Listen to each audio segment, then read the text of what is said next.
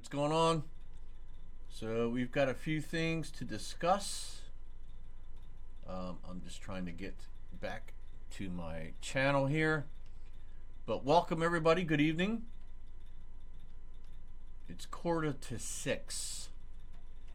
It's kind of late in the day. I didn't want to get on this late because I got Flyers game to watch tonight. Which reminds me, I want to have that on and ready. We'll get that in a little bit. I got an hour and 15 minutes before the game starts. But a lot of news going on lately. So the big one, of course, was a couple of big things. Was one, the UPS plane crashing. And that was huge. Like, we're seeing more and more eyewitness footage of this coming from dash cams and cars and whatnot. And there was a great one I saw today. And I hate, excuse me, I hate saying great because people died in this. But the dash cam was within just maybe 100 yards of the plane hitting of somebody's business called Chris's Tires. I don't have that keyed up, but we can definitely search for it and find it, so you guys can watch that if you haven't seen it. But this is Steeeve the pilot, I think his name is called, or Captain Steeeve. And this guy is a veteran pilot, and he's going to discuss that. So we're going to watch that and kind of hopefully get an idea of what happened with this plane. And if you watch some of the videos, you'll see that the engine, the left engine on the plane on the left wing was gone when it hit. So it was flying with one engine on the wing, and apparently from witness accounts the plane was already on fire before it took off. So it was doomed from the start. We got some EBT comments going on in here. We're going to talk about that as well, because Trump was told by, I guess it was the Supreme Court, you got funds, put the EBT funds out there, give these people their food. But it wasn't all of it. It was only half of what they're expecting. So we'll go into that a little bit. And also this 3-eye atlas. And I'm a huge space nerd. I love astronomy. I love science. And this alleged the alleged comet and alleged extraterrestrial intelligence or something like that, but it's in interstellar object, the third that we've seen. There's probably been more over the years, but the third we've been able to track has been doing some weird stuff after it came out from behind the sun. Once it's behind the sun and we can't see, it's called perihelion, right? So there's many things that should happen to the comet when it's closest to the sun to help us determine whether it's an actual comet, an asteroid, or if it's of design. And so we'll talk about that as well. And we're going to try a different game tonight. It's a police investigation murder scene game or something like that. I guess it's a free game from YouTube Playables, but that's how I'm starting this out. I'm just doing a lot of free playables before I commit to a game to see the kind of commitment we get from people viewing. So I've talked enough, so let's get started. Here's the video from Captain Steeeve talking about the plane. So let's see what he says here.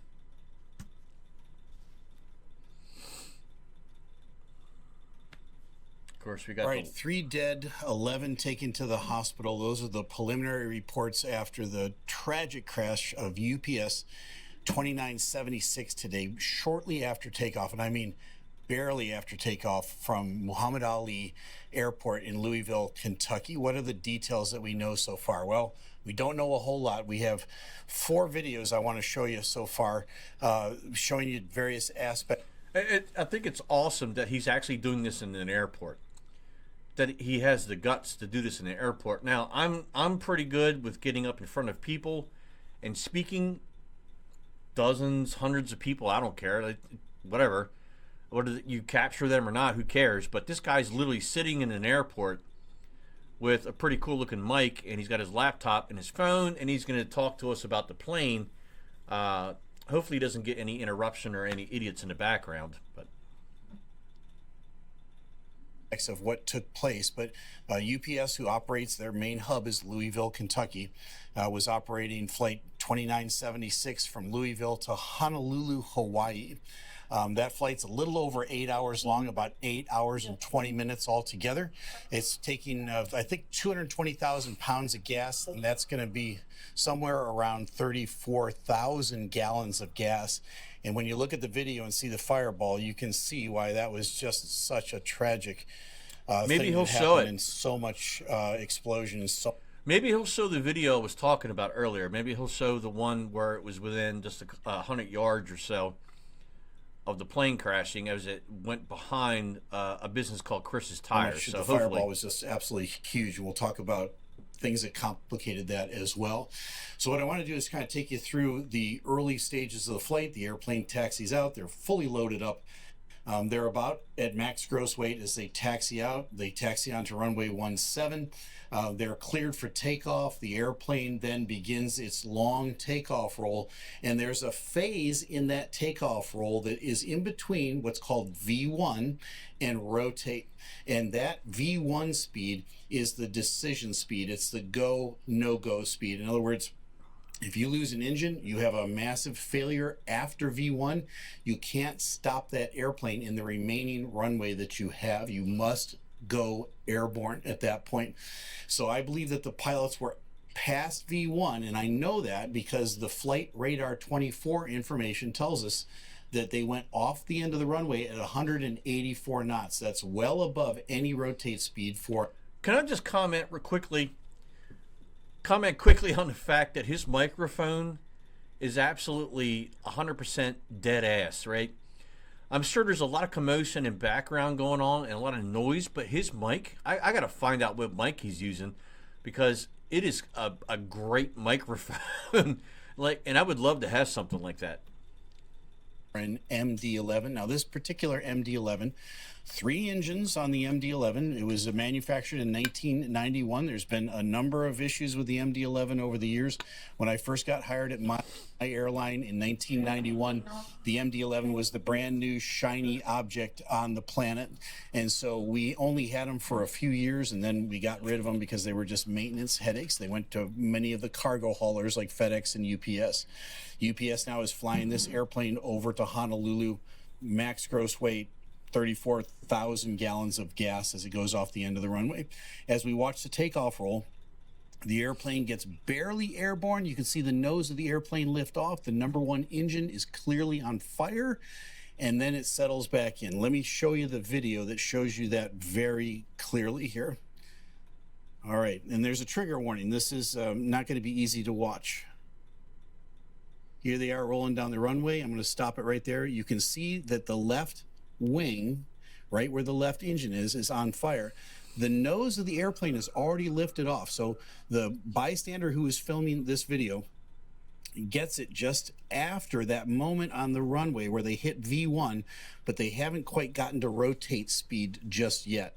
And so somewhere in between that, what kind of a no man's land, I've had that gap be as much as 10 to 15 knots of airspeed. It seems like an eternity. After you hear V1, you expect to hear rotate right away. And if it's 10 or 15 knots before you hear it, man, you're rolling down that runway, burning up runway, knowing you can't stop on the runway ahead of you, and you're going to go airborne, and you're hoping that nothing happens. Now, pilots prepare for this all the time, but what happened here, that's not something you can plan for. That's crazy. So look at that. This is before the plane, I mean, it's almost off the ground. Before it launched, the engine is already on fire. So what he's stating prior is once you reach V2, you cannot stop. I mean, literally, you can't stop. You're already lifting off the ground, and the left engine is already on fire. So what's a pilot to do? So I'm assuming they're trained to just continue going and just deal with the fire later on. But that's horrible. So they're rolling down the runway. They've lifted the nose off the ground. The ADS-B data says they went off the end of the runway at 140 knots and basically 150 feet of altitude. they're not that far off the runway. The nose of the aircraft, where the cockpit is, might be that far off the runway, but the wheels and the bottom of the airplane is much, much closer to the runway. Let me pick it up from here, and you're going to watch. It goes out of the frame just for a minute. It comes back in, and there's a fireball. So they're rotating just now. They're trying to lift off, and here we go. They get a little bit of airborne. They go out of the shot.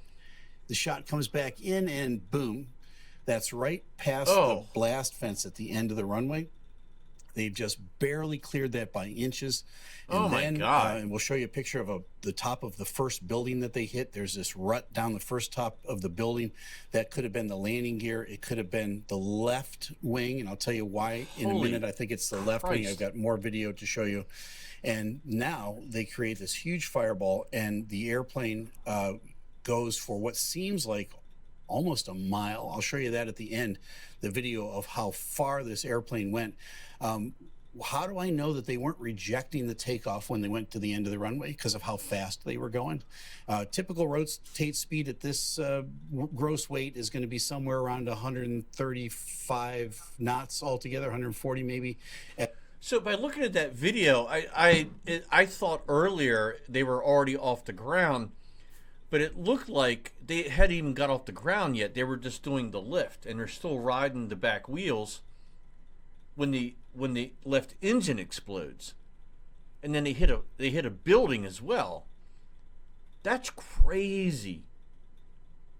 Can you imagine being either the pilots or the co-pilot, maybe even a passenger? Yes, this was a UPS cargo plane. But there's going to be passengers somewhere in there, so employees on the plane. But imagine going through that and knowing that you're at a point of no return where you can't stop the plane and it's just going to continue going. Like this, that's got to be scary as hell. Scary as hell. They were 45 knots past that. They were past that decision point, and they were taken off already. They just simply couldn't get enough lift to get very far airborne, just enough to clear the fence. The airplane settles back in. I want to show you a FlightAware video that we put together, and we're just going to run this real quick. This FlightAware video, and let's start it now. That FlightAware video just goes for the duration of the flight, which was no time at all, and you can see the line going from left. So I'm assuming the UPS plane is, it's hard to read this because it's kind of blurry, is the red plane. To right. The airplane begins to accelerate just a little bit in speed. It kind of wobbles around a little bit. The information is not very accurate on the ground. And then when it finally gets to the end, it's at 184 knots. And that's all we can really learn from that ADS-B data on Flight Radar 24, is that this got to 184 knots before they plowed off the end of the runway.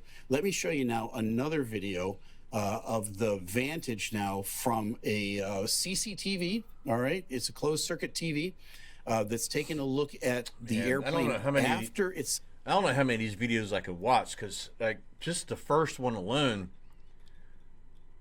was kind of like heart dropping, really, without being dramatic. But you're watching that unfold as the engine catches fire and explodes, and knowing the pilots are like, I mean, there's nothing we can do. We have to continue with the flight somehow.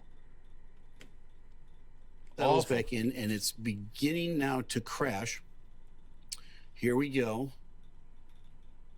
Now watch from the right side. Now I'm going to stop it right there. You see the airplane coming in. It's already on the ground, and it's already, the fireball is forming behind it.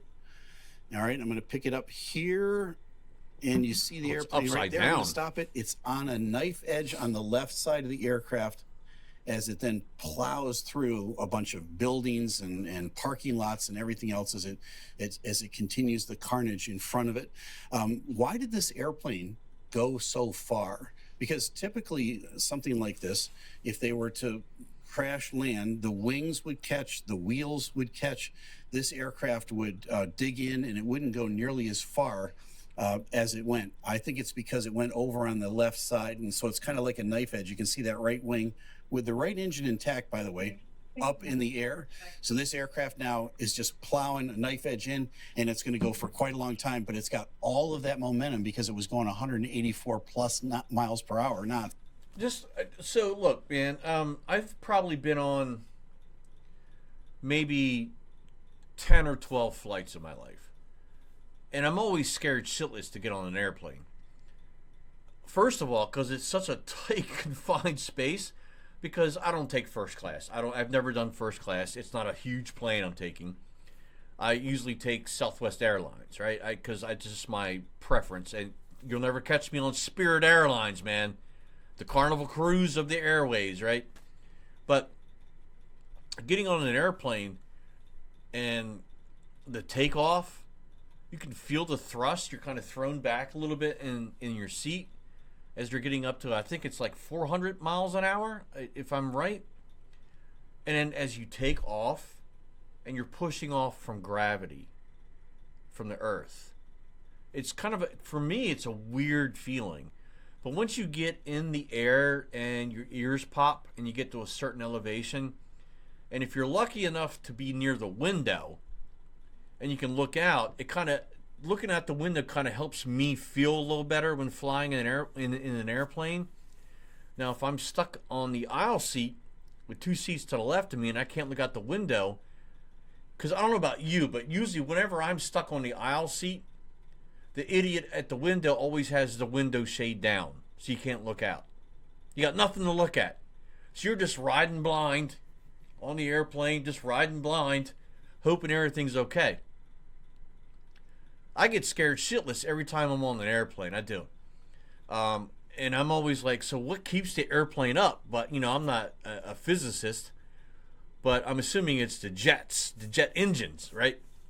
But to see accidents like this, it really kind of makes you think twice when you get on an airplane. It's scary. It really is. When it went off and it crashed. So I'll finish this video. Oh, that's hard. It's hard to watch. It's just really difficult to watch. So what's the big picture on all this? What's the most critical phase of flight? The most critical phase of flight is the takeoff phase. Why is that? Because in the takeoff phase, you're the heaviest you're ever going to be. You got the most fuel on board that you're ever going to have. You're the slowest that you're ever going to go, and you're fully configured. And most importantly, you've got almost all of your power all the way up. So when you're landing, you're much lighter, you have much less fuel, and your power is pulled all the way back. So if you need to go around, you got all that power you can bring on to fly out of whatever situation you find yourself in. Not the same on a takeoff.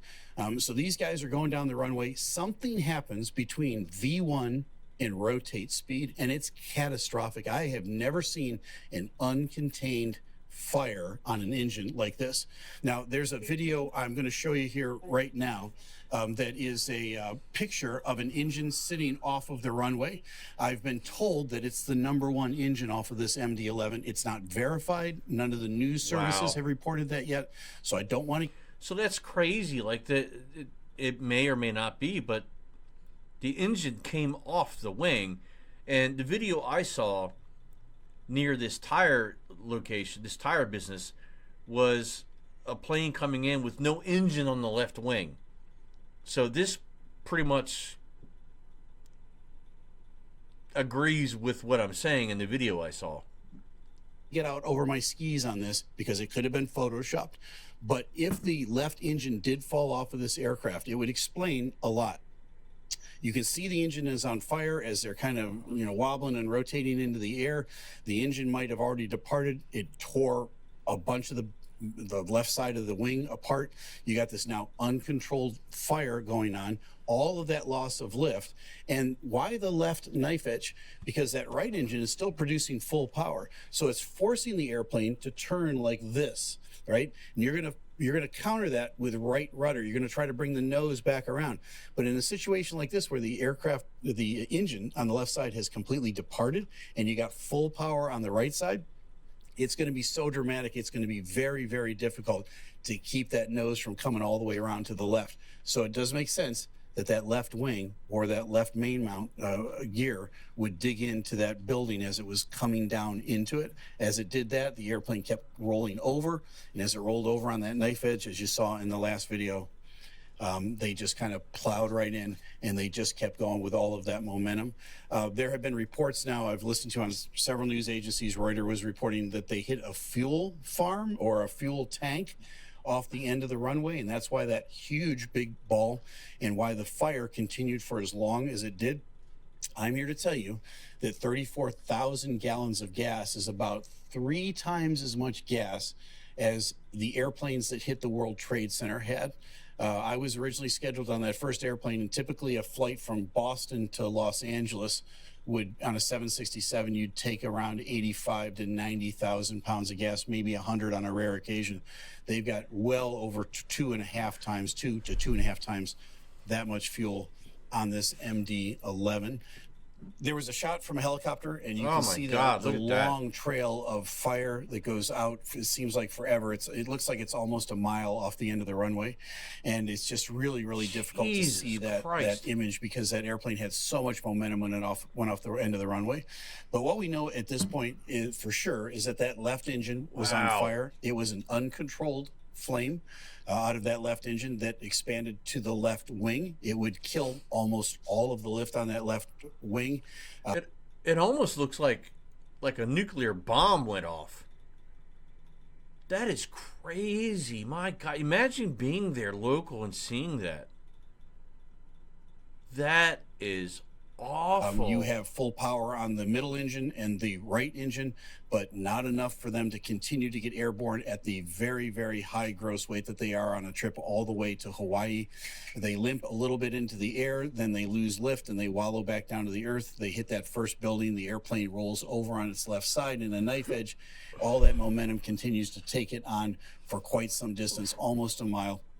And what we know at this point is all 3 pilots have been reported dead by the major news agencies, and 11 people at least at this point have been taken into the hospital, and more, I'm assuming more. There's lots of missing people that they haven't identified yet. So when day breaks, I'm sure we're going to get updates. As we get updates on this and more information, I will certainly come to you with any sort of update. But that's what we know right now that happened just this evening in Louisville, Kentucky. Folks, hang in there. I know it's a tragedy. It's hard to watch these videos, but I'll keep you updated as I can. I'm Captain Steve.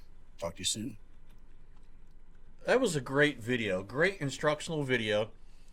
He explained a lot, and what I want to do is, let me get out of this. I'm going to subscribe to this guy, but hopefully you'll be able to see his channel. I know my damn camera's in the way. Let me move this. Let me move me up a little bit there. So Captain Steve, that's his channel. I'll put it in the chat. This guy did a fantastic job, Captain Steve, and it's 1, 2, 3 E's, Captain Steve. So that is going to be the name of the channel of this guy. So he's as you can see, he's got 850 some thousand viewers or subs. That was a great video describing that whole incident with the airplane. Man, that was tragic.